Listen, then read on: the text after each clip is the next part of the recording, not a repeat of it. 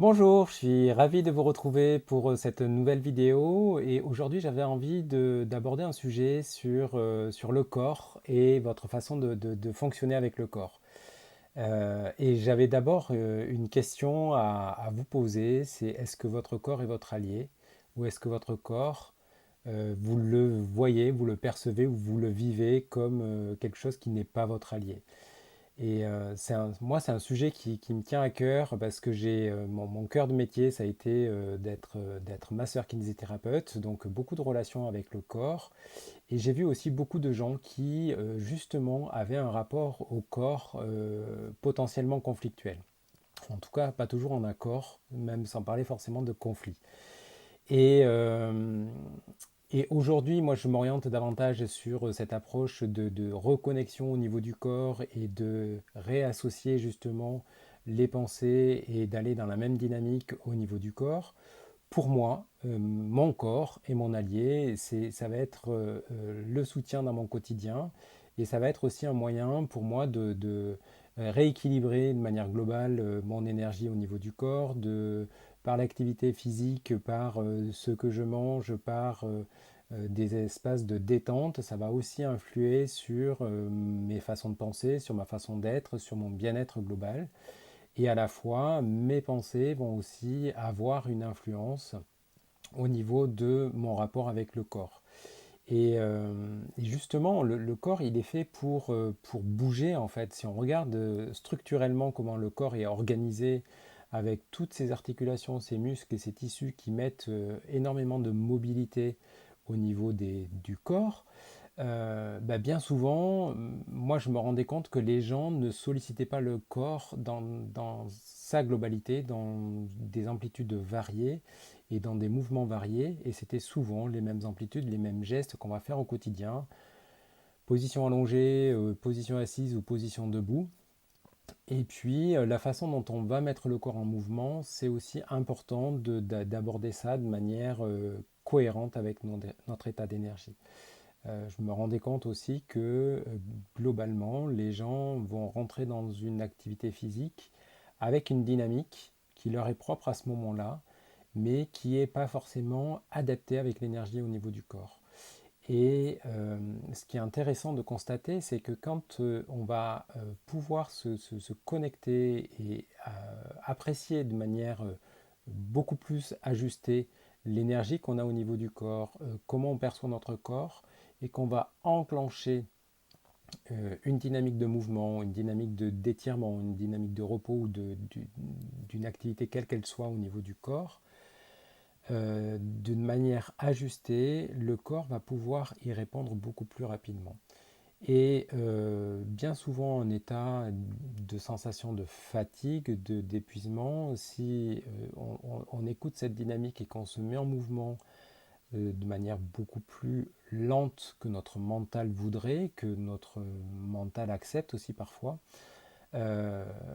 il y a quelque chose qui se met en accord au niveau du corps et qui fait comme si on prenait le train au même niveau en fait. Et donc, il y a la perte de résistance, soit que le corps doit s'adapter à un rythme qui est trop rapide ou trop lent, soit une énergie trop explosive par rapport à un corps qui va être plus rouillé, un peu plus en difficulté. Et ce qui est intéressant de constater, c'est que plus on va se mettre dans cette synergie, et plus le corps va lâcher ses résistances, va pouvoir se mettre dans l'état de relâchement ou dans l'état de dynamique en fonction de ce qu'on recherche. Et c'est très intéressant parce que même si le corps il peut sembler se mettre en mouvement beaucoup plus lentement que ce qu'on voudrait au départ, le fait de respecter cette étape-là, ça lui permet de se mettre en mouvement d'une manière plus déliée, plus souple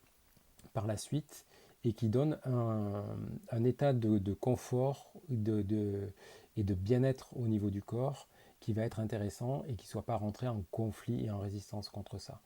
Et bien souvent, moi je voyais, ou en discutant avec les gens, que il y avait une problématique à ce niveau-là, c'est-à-dire que les gens étaient volontaires, ils voulaient bouger, ils voulaient se détendre, mais ils voulaient engager ça par la tête et pas par cette étape d'écoute de où en est leur niveau d'énergie au niveau du corps.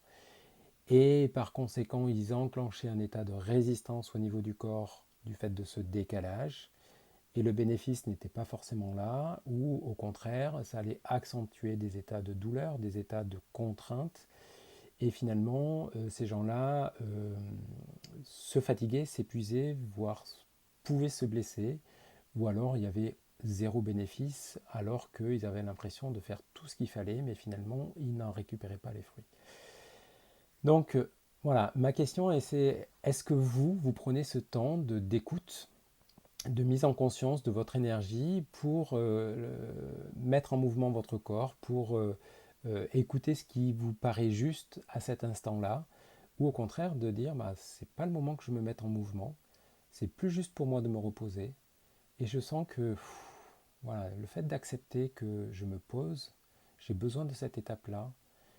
et une fois que j'ai passé cette étape-là, bah, des fois au bout de 5 minutes, des fois au bout d'un quart d'heure, des fois au bout d'une demi-heure, eh ben, on sent au fond, si on écoute vraiment la dynamique au niveau du corps, qu'il y a une envie de bouger, qu'il y a quelque chose d'autre qui se passe.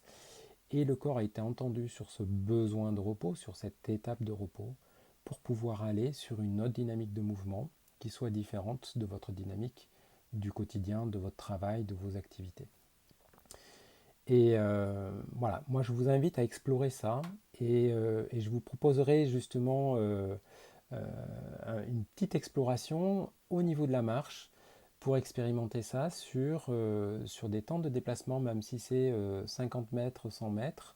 entre la voiture et votre lieu de travail, entre le moment où vous déposez la voiture chez vous et puis le moment de vous rendre chez vous, comme un instant où vous allez être à l'écoute de votre énergie réelle, comme pour faire un sas de décompression, et de dire mais à quel rythme mon corps a envie de marcher là, en l'instant T. Et puis je vous propose dans les commentaires d'exprimer ce que vous avez ressenti, si ça a été facile, difficile pour vous, et, euh, et puis ce que ça peut vous apporter. Et puis on ira plus loin sur une autre vidéo justement dans cette dynamique-là. En tout cas, voilà, je vous le souhaite que votre corps devienne votre allié. À tout bientôt!